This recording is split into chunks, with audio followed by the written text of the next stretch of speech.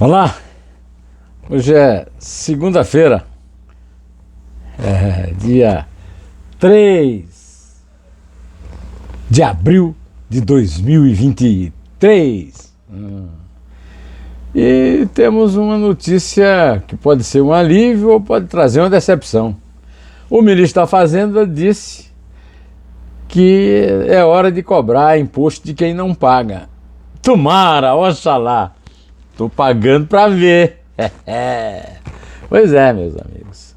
Além disso, eu trago a pesquisa da Datafolha, indicando que 61% dos brasileiros avaliam mal a estratégia do governo Lula de oferecer cargos e a liberação de recursos em troca de apoio no Congresso. É uma prática antiga que o Lula já praticou antes, até radicalizando, mas ninguém gosta. Pois é. O embaixador do Brasil na Arábia Saudita, Christian Vargas, na época, né, contou em depoimento à Polícia Federal que viu o estojo de joias dado pela Arábia Saudita ao Bolsonaro, exposto de forma ostensiva na sala da chefia de gabinete do ministro,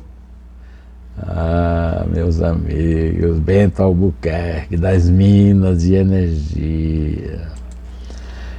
Durante a recepção do ex-presidente Jair Bolsonaro na sede do PL, a ex-primeira-dama, a senhora Michele, cometeu uma gafe.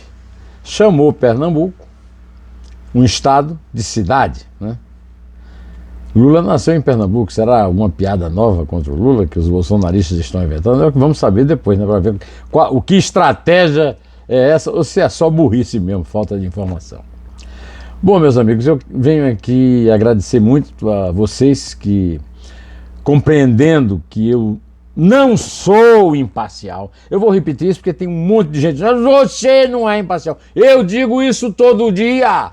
Todo dia eu abro, o cara nem pode dizer que não assistiu o vídeo todo, porque eu abro dizendo: eu não sou imparcial, eu tenho lado, eu estou do lado do cidadão, da cidadania, do povo, do Brasil. E sou contra essa casta que rouba o povo, que rouba o erário, né? O Tesouro Nacional. Pois então,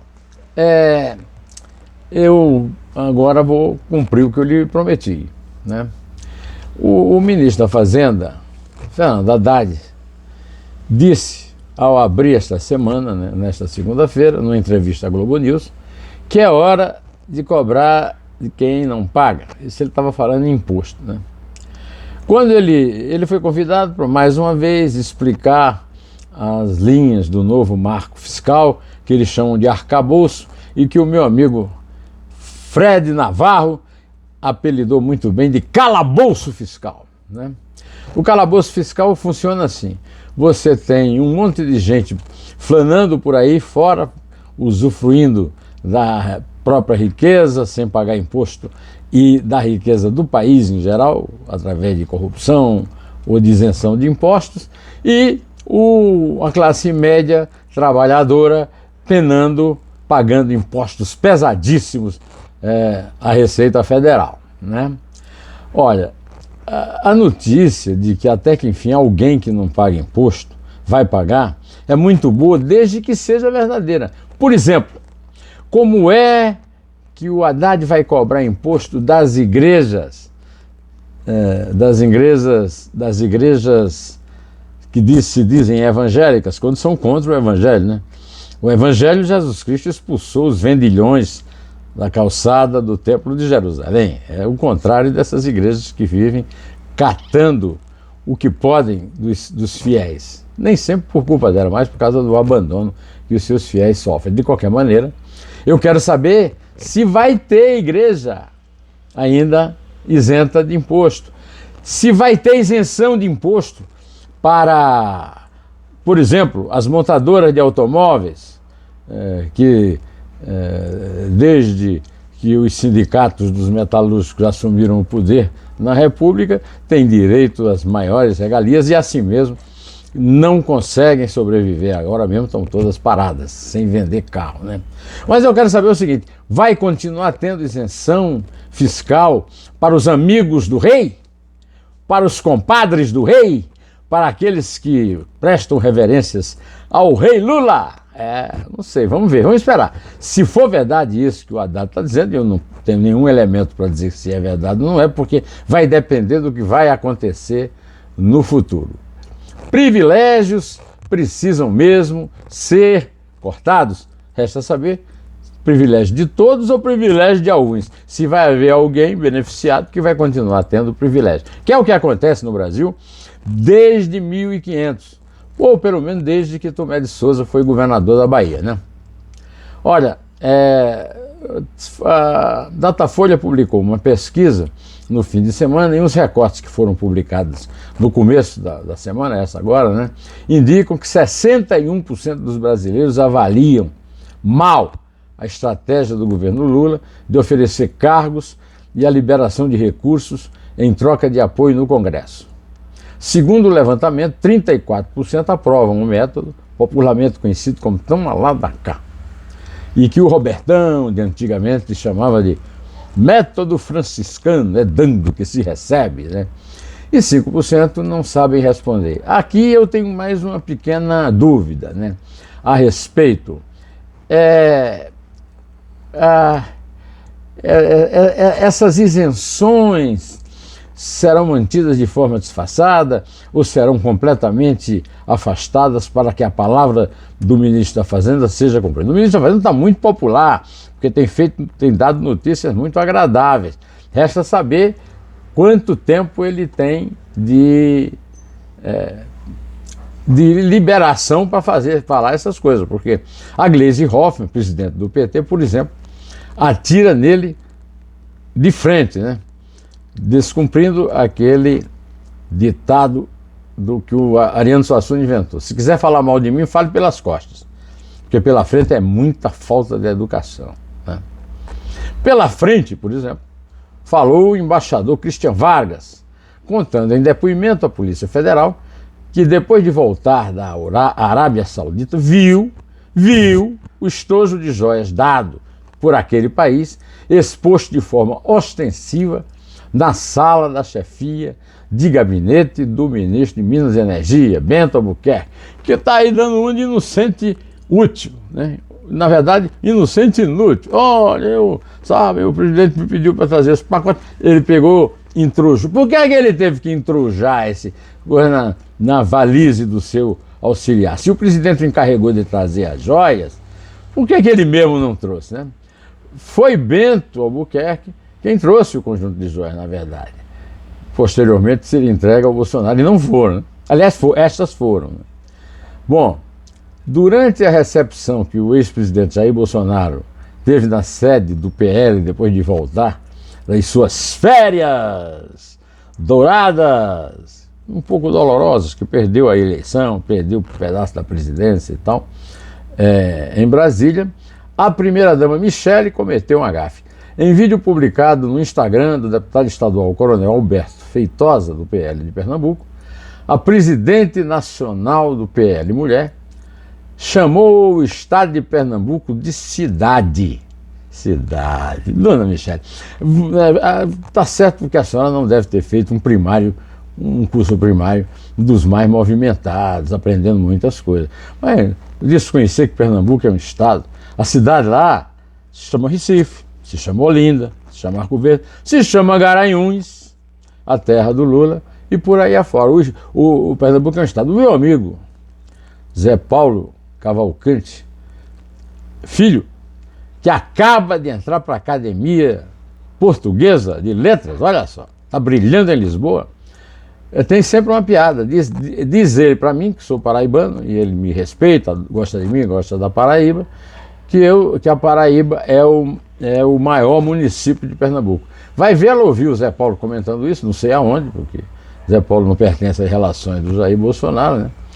E resolveu repetir. Olha, ou é ignorância crassa, ou é uma piada que ninguém entende qual é a graça e que tipo de vantagem política ela ou o Bolsonaro podem levar, tentando desqualificar, diminuir, reduzir o estado de Pernambuco o município de Pernambuco, né? O deslize da dona Michele Bolsonaro, realmente, meus amigos, pelo amor de Deus. Bom, a Organização dos Países Exportadores de Petróleo, a OPEP, anunciou neste domingo um corte surpresa na produção de petróleo, com uma diminuição da ordem de 1 milhão de barris por dia, 6% da produção mundial, deixando de lado as previsões anteriores, segundo as quais os patamares atuais seriam mantidos. Quem fez essas previsões é profeta de um mundo que não existe mais. Era um mundo que os Estados Unidos davam cartas. Hoje, os Estados Unidos, para poder dar as cartas, precisa pedir licença à China, aos parceiros europeus, e o Joe Biden se lascou nessa, porque a principal vítima dessa redução de produção de petróleo são os Estados Unidos, e o principal beneficiário é a Rússia, que invadiu a Ucrânia e que os aliados americanos, tanto na Europa como no resto do mundo, estão fazendo o diabo para impedir, para fazer com que essa guerra termine, mas essa decisão da Arábia Saudita facilita muito a vida do Putin, porque o petróleo russo, comprado a preços mais baratos pelos aliados, Arábia Saudita, China e tal, depois é revendido exatamente para os países que não querem comprar petróleo lá direto da Rússia. Meus amigos, o ministro Alexandre de Moraes, do Supremo Tribunal Federal, autorizou busca e apreensão de e-mails institucionais de diretores das lojas americanas, integrantes do conselho da empresa, com exceção das trocas feitas entre os executivos e seus advogados.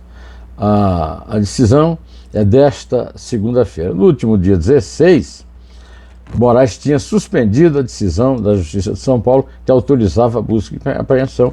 E agora nós começamos a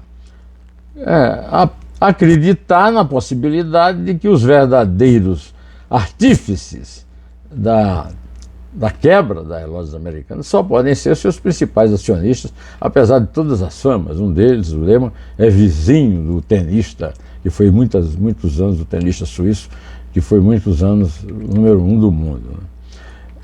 O Ministério dos Direitos Humanos do governo Lula revogou a Ordem do Mérito Princesa Isabel, criada em dezembro de 2022, no final do governo Bolsonaro, do PL, e instituiu uma nova homenagem, o Prêmio Luiz Gama de Direitos Humanos. A mudança foi publicada no Diário Oficial da União, desta segunda-feira. A minha pergunta é o seguinte: por que atingir a princesa? Por que não criar outra medalha? Por que não criar outro prêmio? Por que para negar o Bolsonaro ou para prestigiar a República? Olha, eu sou um dos grandes críticos da princesa Isabel, porque eu sou um leitor fanático do Joaquim Nabuco, que foi o maior abolicionista da história do Brasil, que foi também o maior crítico da forma como a abolição foi feita pela princesa. Mas decisões desse tipo são inócuas, inúteis e absolutamente grosseiras, bem típicas de dirigente sindical e não de Ministério de Direitos Humanos, pelo amor de Deus. Bom, antes de terminar, eu quero convidar você para ver uma excelente entrevista no Neumann Entrevista, que o professor da UERJ, Christian Lensch, deu a este canal, né? O canal José Neumann de Pinto, da YouTube. O jogo duplo de Valdemar com Jair e Michele Bolsonaro é coisa de parasita. E aí um amigo meu que leu a entrevista disse: só faltou completar que esse tipo de parasita mata o hospedeiro, né? É verdade. Em vez de tratar bem a pessoa que hospeda, ele mata, né? No outro programa semanal, que é o Dois Dedos de Prosa, eu conto a história de Ciro Fernandes, que aprendeu a fazer capa de folheto de cordel, que é uma arte basicamente sertaneja, e ele vem do sertão. Ele nasceu em Viraúna, no Alto Sertão da Paraíba.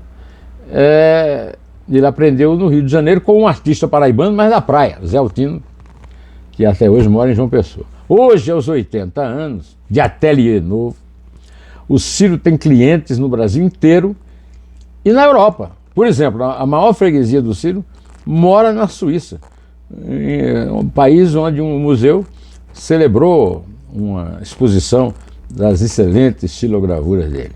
Eu vou ficando por aqui, direto ao assunto, em té!